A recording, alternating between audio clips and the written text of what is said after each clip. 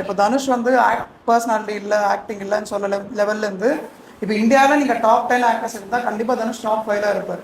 அதே மாதிரி as a ஆக்டரா, music இதெல்லாம் தாண்டி சிங்கராக தாண்டி இப்போ பார்த்தீங்கன்னா லைஃப் இஸ் லைக் சர்க்கிள் மாதிரி அவங்க அண்ணா தான் இவங்க இன்ட்ரடியூஸ் பண்ணாங்க, டைரக்ட் பண்ணாங்க. இப்போ திரும்பி தனுஷை திரும்பி அவங்க அண்ணாவை டைரக்ட் பண்ணுறது இட்ஸ் லைக் a சர்க்கிள் மாதிரி இருக்கு, ஃபுல்லாக சர்க்கிள் மாதிரி.